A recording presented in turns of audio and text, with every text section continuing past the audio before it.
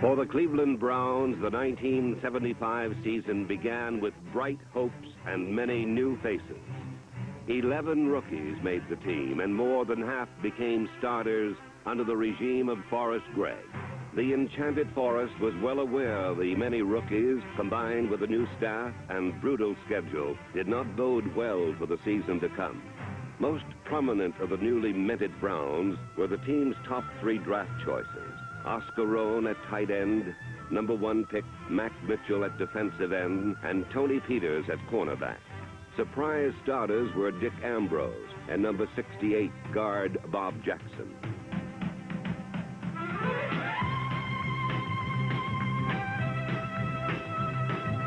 In the opener in Cincinnati, with 11 players making their professional debuts, Cleveland encountered the expected highs and anticipated lows that a team rife with inexperience will make.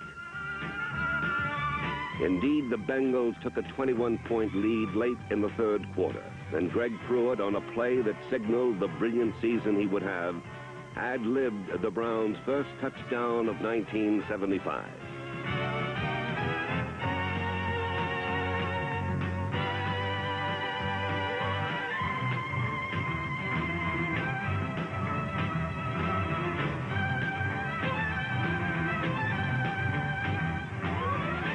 Three plays later, a furious charge by Jerry Shirk and Mac Mitchell forced a fumble, and Charlie Hall's recovery gave the kindergarten kids their second touchdown in 48 seconds.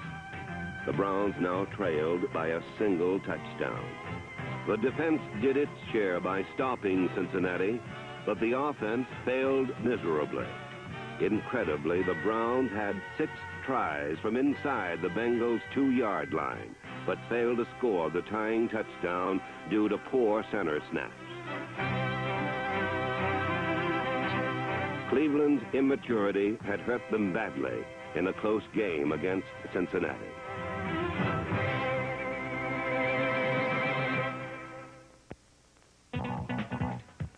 The next 3 games were at home in Cleveland's Lakefront Stadium. Despite the friendly environment, the early schedule was just too tough for the Browns' new staff and young team. Cleveland suffered 3 straight humiliating defeats to the Vikings, Steelers, and Oilers, each of whom beat the Browns by vast margins.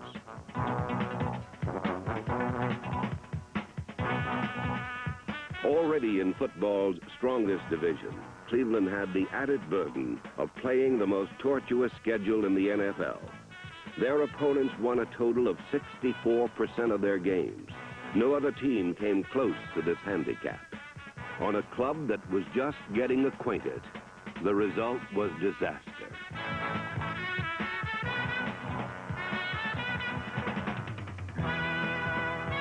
The collapse of the Cleveland defense was matched only by the ineptitude of the Cleveland offense. It was a time of frustration, a time of anger, a time of confusion. The worst period in the 30-year history of the Cleveland Browns.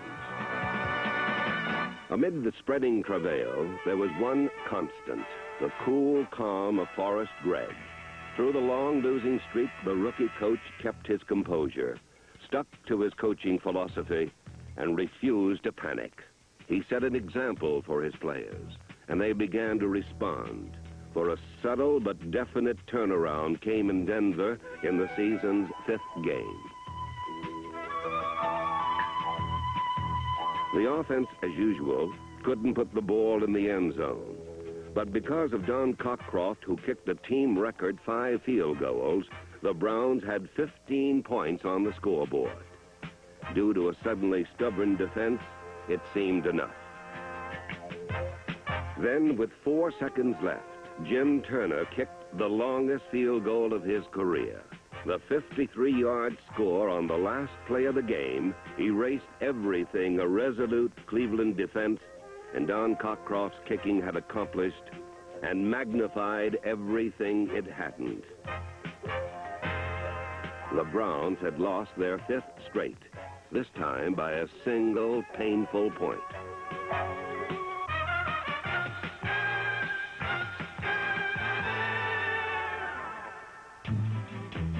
The next week, led by Brian Sipe and Oscar Rohn, the Browns gave the Redskins all they could handle before succumbing in the fourth quarter.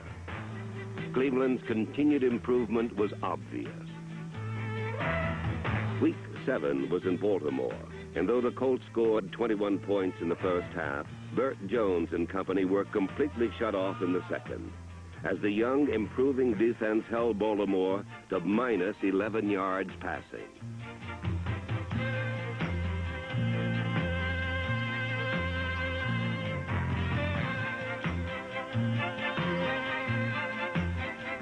On offense, the big story was the return from injury of Larry Poole. The talented rookie from Kent State totaled 114 yards as Forrest Gregg was able to team both Poole and Pruitt for the first time.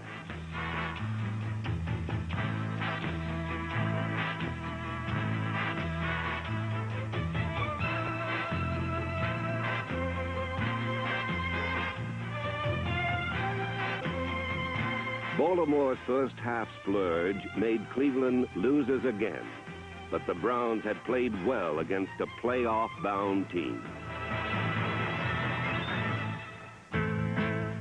In Oakland, in the schedule's 9th week, Cleveland played its finest game yet in a losing cause. With their pride in performance growing every game, a blitzing Brown defense gave Kenny Stabler fits. The offense sustained several long drives, led by Mike Phipps and Craig Pruitt, who tore through the heralded silver and black defense for his first 100-yard day of the season.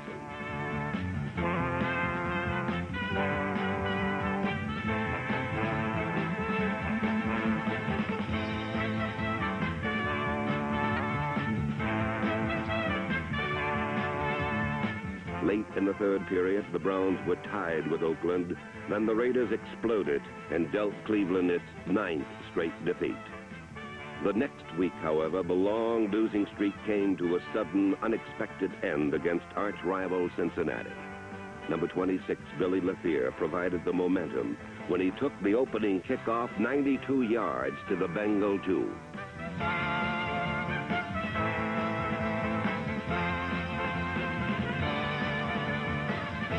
Greg Pruitt finished what LaFleur began, and Cleveland had scored first, but the touchdown was a costly one. Billy LaFleur, the league's leading kick returner, was lost for the year with a broken leg. LaFleur's great effort was dissipated when the Bengals roared back to take an 11-point lead. Then a Cleveland comeback began, sparked by quiet, soft-spoken Mike Phipps, who at last became the fiery leader the team was looking for. In his finest hour, Phipps completed 23 of 36 for nearly 300 yards as he engineered 4 scoring drives in the next 5 offensive series. When 6'6" Oscar Rohn soared above the crossbar to pluck a pass away from his defender, the Browns trailed by only a single point. The winning touchdown was scored by Greg Pruitt, who, like a water bug slipping through the Cincinnati defense, totaled 304 yards this happy day.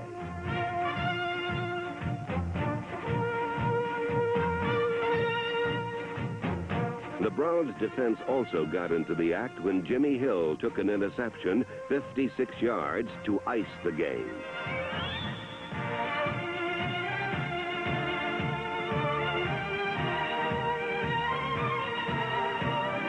After 9 winless weeks, the Browns had finally exploded with a convincing 35-23 victory that knocked the Bengals out of first place for good. The upset win gave Forrest Gregg a long-awaited first victory as a head coach.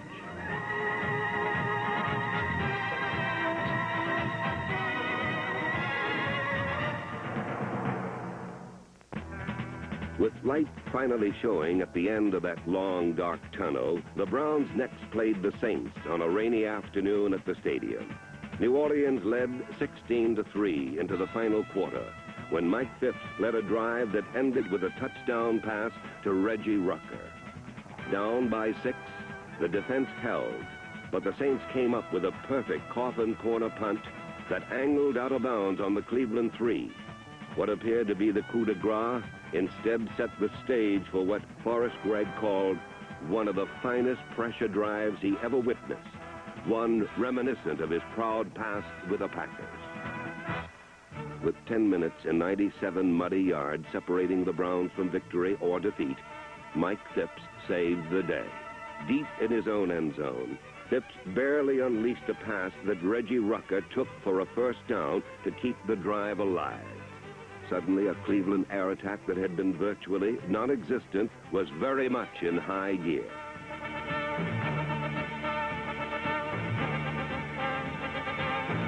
In the masterful march down the muddy field, Mike Phipps' primary weapon was Reggie Rucker. Rucker, obtained in a bargain basement trade with New England, gathered in 7 receptions with his feather touch as a harvest of pressure passes rained down upon the reeling Saints.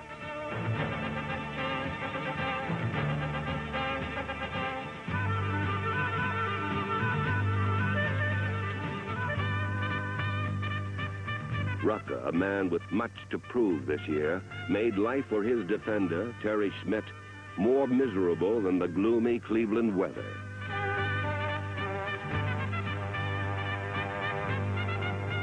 Finally, on a brilliant call, Phipps beat a blitz by giving to Pruitt, who sailed untouched into the end zone with a winning score.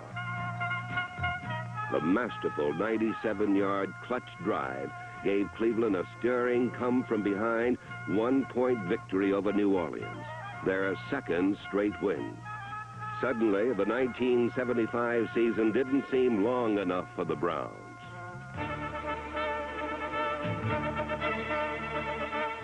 The next week on Pearl Harbor Day, the blitzing Browns pierced Pittsburgh's protective wall and sacked Terry Bradshaw 4 times.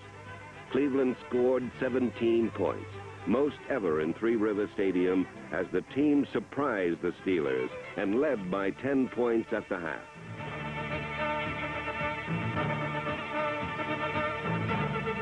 But the Super Bowl champions pulled the game out in the fourth quarter, and Cleveland's modest win streak was over. The final home game came on a bright, beautiful day when everything went right against Kansas City.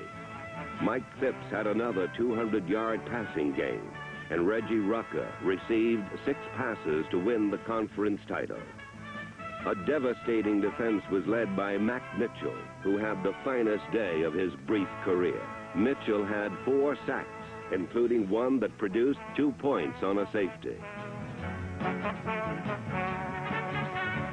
Mitchell's outstanding afternoon confirmed the faith Cleveland placed in him when they chose him number 1. But the day in every way belonged to Greg Pruitt. The little guy with the torn jersey trademark rocketed it through the Chiefs for 214 yards and 3 touchdowns. He became the first Cleveland runner to crack the 1,000-yard barrier since Leroy Kelly in 1968. In addition, Pruitt joined Jim Brown and Bobby Mitchell as the only Browns to gain over 200 yards in a single game.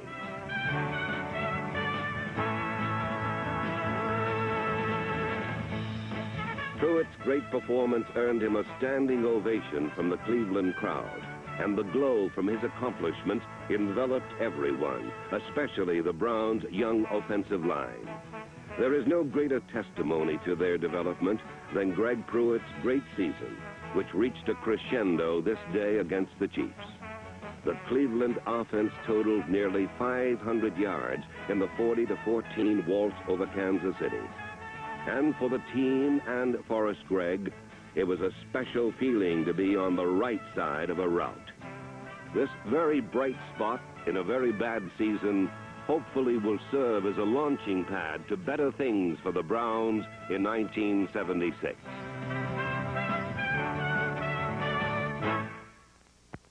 Of Cleveland's many rookies, Oscar Rohn contributed the most. He replaced popular Milt Morin by catching 41 passes and literally leaping to stardom at tight end. At 6'6", Rohn looked like the terminal tower on legs, the tallest target the Browns have ever had. Oscar Rohn is the next premier tight end in the National Football League.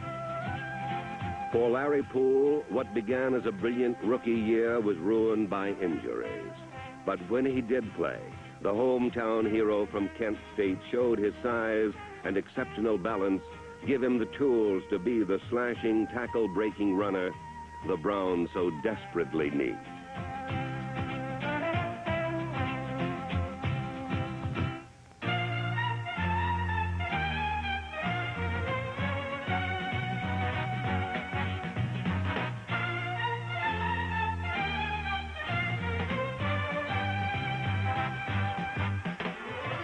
The rookie year of Mac Mitchell paralleled the progress of the entire team. Big Mac improved slowly, and then with his 6'8" height, he broke out and blossomed into the towering terror the Browns thought he would be when they made him #1. There is no doubt that massive Mac Mitchell is a superstar in the making.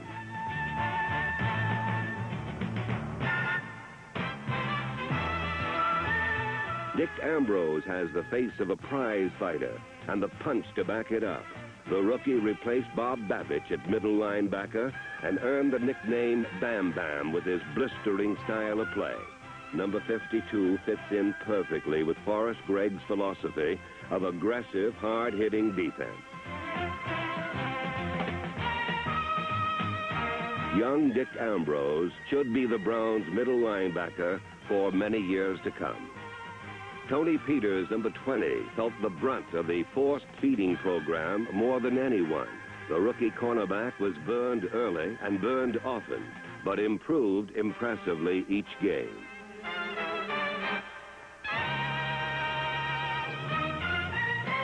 The single most damaging blow to the team was the loss of Tom Darden for the whole year. It placed a huge burden on Clarence Scott. Darden's loss, Peters on-the-job training, and injuries of his own made for a poor season for Scott, who week after week went one-on-one against the best his opponents had to offer. What was once a team strength became a weakness. But Clarence Scott remained the backbone of a secondary that was the Achilles heel of an improving Cleveland defense in 1975. The most solid unit was at linebacker, with Charlie Hall on one flank and Bob Babich shifted to the other. The heart of the defense was again the middle, and the tackle tandem of Jerry Shirk and Walter Johnson, who many feel are the finest pair in the NFL. This season, Jerry Shirk finally received the national recognition he so richly deserves. Number 72 made 20 unassisted tackles in the first 2 games, and with his amazing quickness and speed, went on from there. For his superb performance in 1975, Jerry Shirk was given a most significant award. The opposing offensive lineman named him the outstanding defensive lineman in the entire National Football League.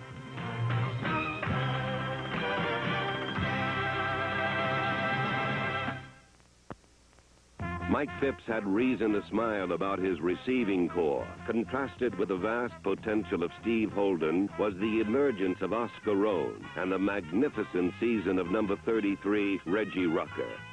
With his disciplined moves and soft, sure hands, Rucker was the leading wide receiver in the entire NFL, with 60 catches, only 2 short of the club record set by Max Speedy.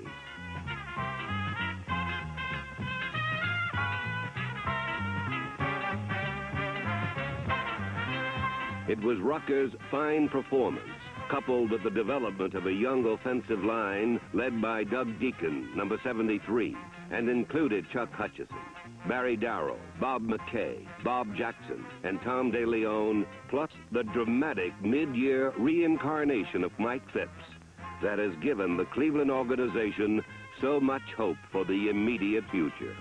Historically, the Browns have always been blessed with a super runner in their backfield, and Greg Pruitt joined the hallowed ranks of Marion Motley, Jim Brown, and Leroy Kelly with his great season. The muscular little man with the blinding speed raced for 1,067 yards on the ground and had an additional 700 yards on receptions and returns. In 1975, Greg Pruitt proved he is another in a long line of Cleveland super runners.